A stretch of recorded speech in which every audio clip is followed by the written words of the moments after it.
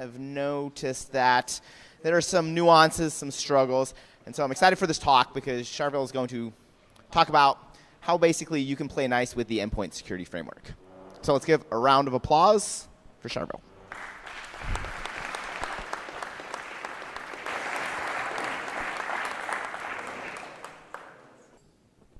Morning, all. How's it going? I'm going to take a quick photo for Twitter because it's my first time presenting to a live audience. Say hello. Yeah.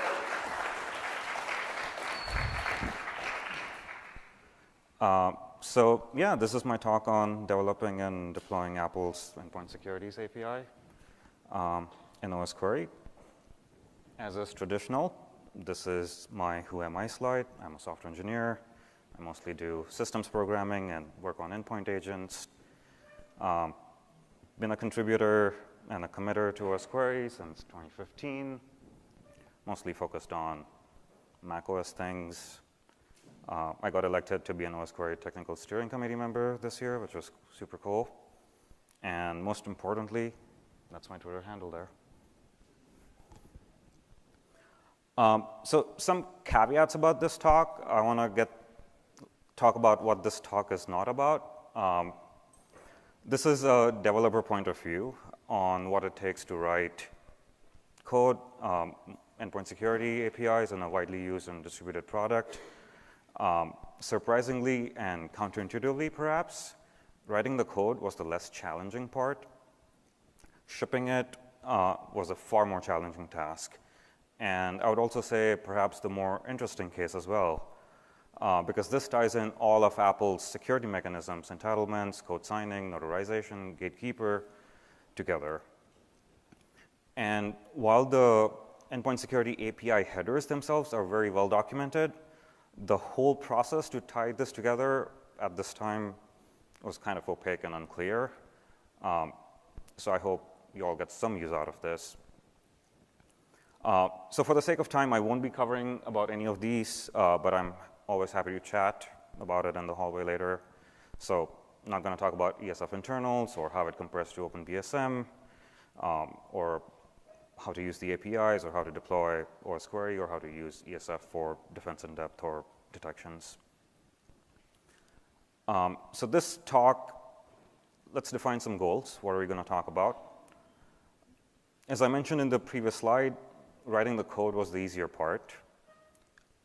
Now we need to tie everything together. And I'm going to use Osquery as the example on how to do it because, well, that's what I implemented things in. So we have two goals. The first one is write code, call the APIs to report and notify on, let's say, process events, and then make the code work, not just on my computer, but on anyone else's computer. So let's dive in. Oh, and kind of lastly, this is to also answer the when ETA question. Thankfully, we don't get those questions, but I want to point that out. Initially did a blueprint POC in like May 2020, load tested it, fuzzed it a little bit, compared it OpenBSM, but the PR was merged in 2021, almost a year later, and shipped in August of 2021. So why did it take so long? Before I answer that, super quick introduction to Osquery. Show of hands, anyone uses Osquery? Cool, that's like 60%, 70%, so happy to see. For those who not in the know, it's a cross-platform endpoint visibility agent, command line tool. It can be run interactively or as a daemon. It basically exposes OS as a SQL. Powerful concept uses the virtual table implementation, so there isn't an actual database. So when you query it, it calls the underlying OS APIs and then generates the data for you. In this example, we are using the launchd table. We are querying the name and program along with its program arguments, where both run at load and keep alive keys are true, and we get some results here. There are a lot of interesting tables. I think it's about 200 now. These are like some of the kind of usual suspects: disk encryption, disk events, extended attributes, app schemes, Chrome extensions, processes, launchd, sipconfig, Yara, USB devices. But since Osquery's SQL generates data on the fly by calling OS APIs at query time, we are likely to miss things that happen in between the queries. So Osquery also has what we call evented tables. These have a callback from the OS APIs or a run loop, and we can get the data stored locally in RocksDB even when we are not querying it at the same time. So in this example, I'm querying the hardware events table. I removed and reinserted my YubiKey, and Osquery tells me that. It shows me that the type is IO USB host device, so we know it's an IOKit type class. We know it's USB, so we can further query the USB devices table. And it tells us that the vendor is Yubico, that's the vendor ID, the version, that's what it is, whether it's removable or not. So yeah, and evented tables are very powerful, especially for things like process auditing and the like. We learned the importance of process auditing and things in Patrick and Jaren's classes and training, so kind of another tool in the tool bag. But how does Osquery work? What's the stack? Well, large C++ code base written in 2014 by Facebook at the time. Thankfully uses more than C++11 and now C++14, so a little bit better than just plain old C++. Sprinkled in with Objective-C++. We use CMake as the build system. We render in all the third-party library, and we almost statically build it. I say almost because it requires glibc on Linux and libsystem and system frameworks on macOS. Also, as a core principle, Osquery does not shell out to get its data. It also does not link against private frameworks and does not use private APIs. There's one call where a private API used, but apart from that, no private APIs. So a large part of doing all this implementation has been kind of reversing Apple's tools, figuring out how it works, and kind of implementing it.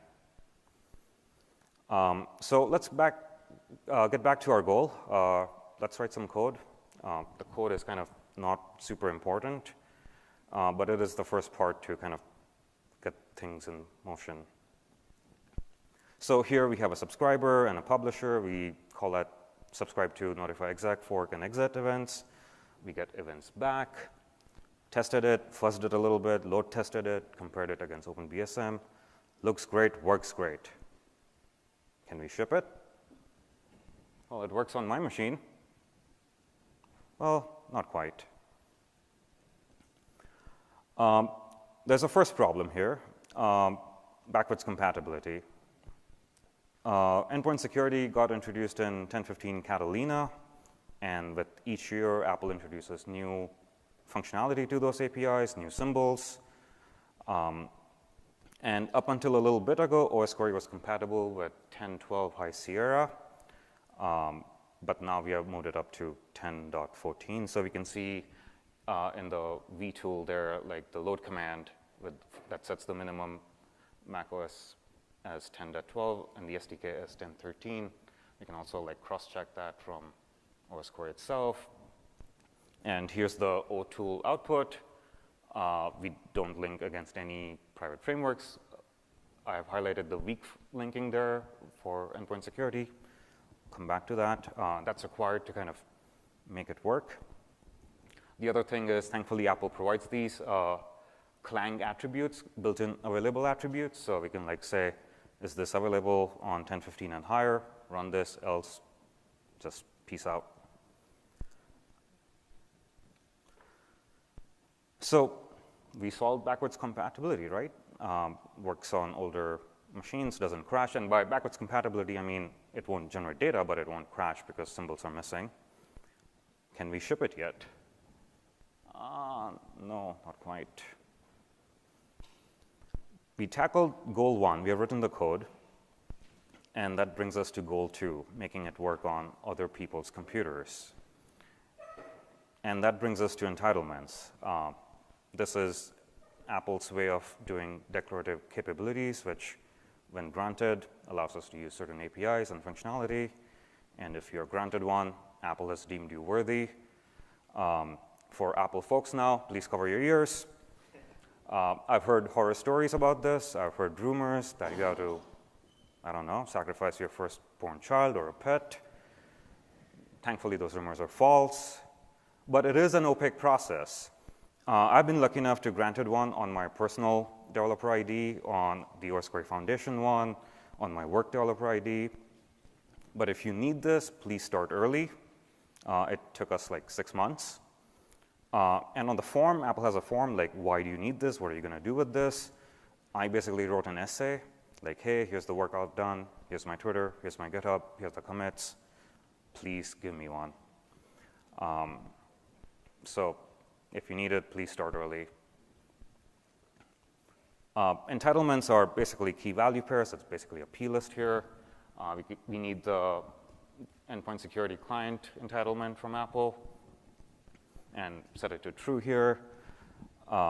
So when you pass this to CodeSign along with your developer identity, this gets baked into the code signature of the executable, and that allows Apple to kind of assess whether you're granted this functionality or not. If you're using Xcode, it's a lot easier, but if you already have a tool which is cross-platform and you don't use Xcode and you need to kind of bake this in, yeah. So we got entitlements, right? We can code sign with my identity, force it, pass in the entitlements, and works on my machine, right? Can we ship it? Well, no, it doesn't quite work on other people's computers yet. That brings us to provisioning profiles, but let's narrow our goal a little bit. Instead of trying to figure this out for everyone's computer, what would it take for me to run this entitled and code-signed binary with endpoint security on my machine and a handful of other machines that I control? This brings us to provisioning profiles. They're pretty common on iOS, but I don't think they're widely used on macOS. I may be wrong. All the resources I could find online were for iOS, but the concept is the same.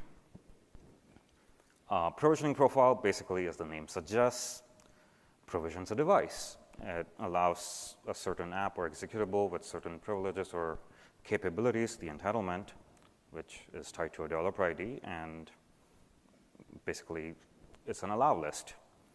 So in this example, I've created a provisioning profile with my development developer certificate.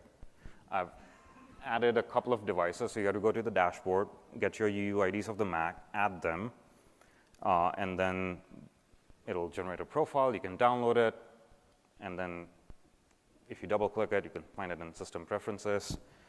With this, I can now run the entitled code-signed binary, and it works locally without VMs or without SIP being disabled. So that's great. This is progress. This works on all the computers where I've added the UUIDs off into this profile, and that's great. But I have grander ambitions. I want to ship this to everyone. But I can't potentially add every current and future UUIDs to my account, right?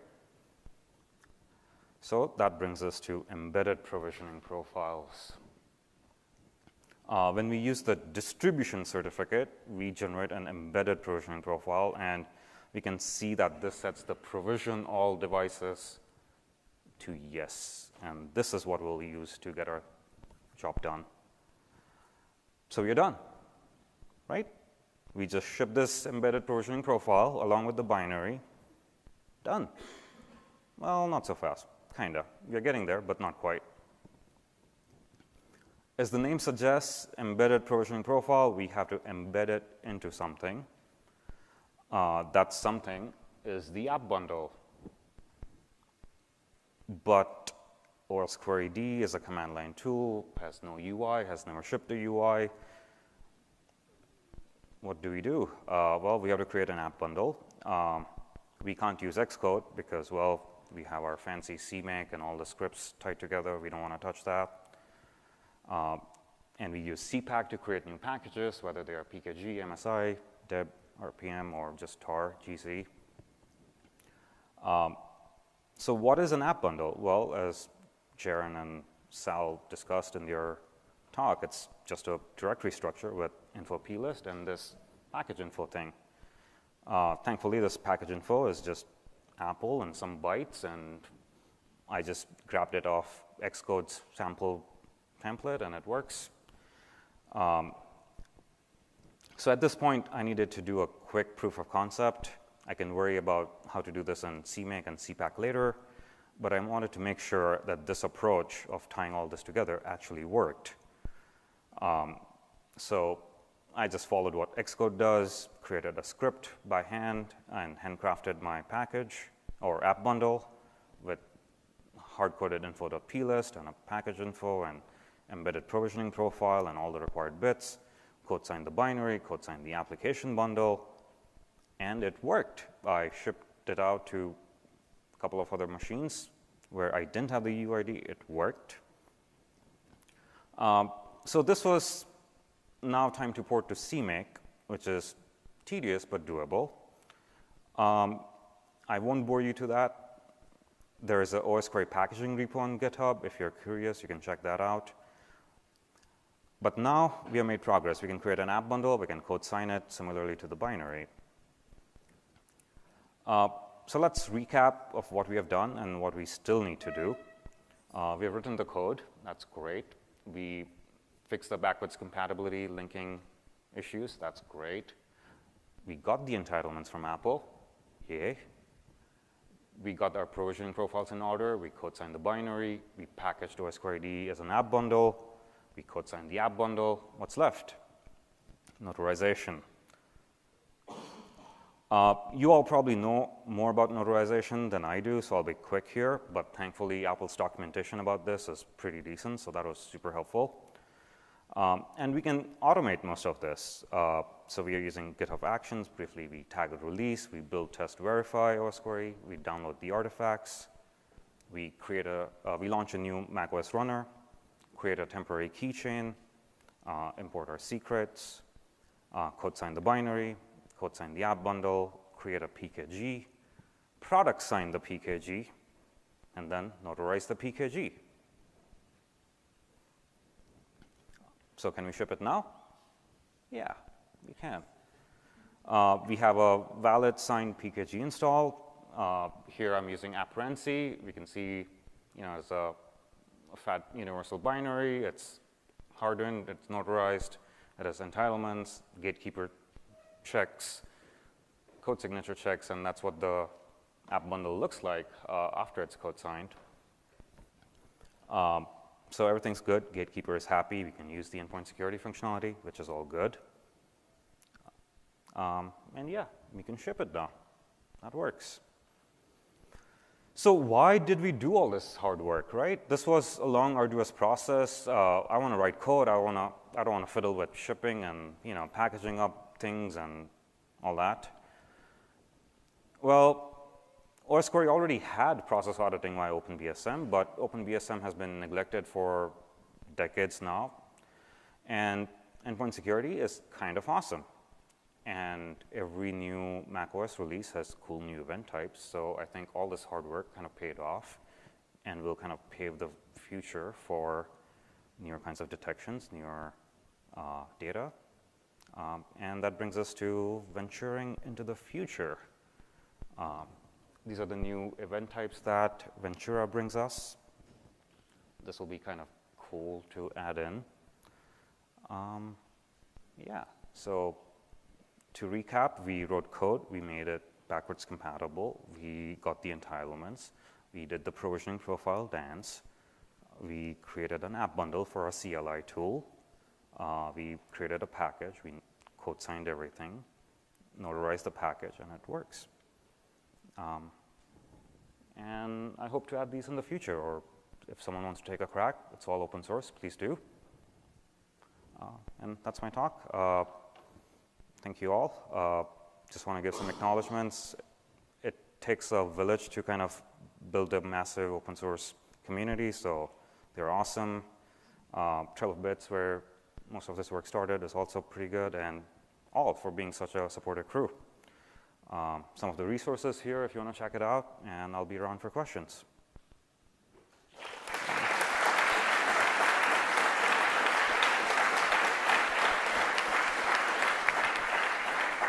That's a question. So you mentioned Ventura is adding some of these new events that the endpoint security framework. Did you look more into the XProtect one for remediation? I would just be interested in how do you like trigger that, test that, what information it gives you, because that seems like that would be super useful. I sadly haven't gotten Ventura running in a VM on an M1, so that's kind of my, I don't know, I need to get unblocked on it, but it'll be super cool to figure that out. I really want to like play around with it. So as soon as I get some days off, that's my task. Yeah. And follow up to that, do you think Apple's adding those like internally, or people like yourself are asking, hey, it'd be great to add that? What's kind of the whole process with that? Because it seems like it's moving in a good direction, so how do we continue that? So I don't know, like I've talked to Apple, but I never get any responses back unless I'm presenting. They're here at the conference, so. I got an email back, hey, please share your slides. I'm like, they always ask for that. Yeah. But I think Apple is also going to use this internally, or sure.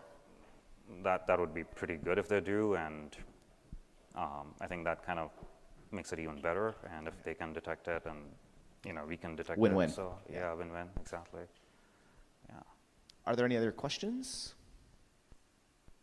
Awesome. Thanks again. Great Cool. talk. Awesome.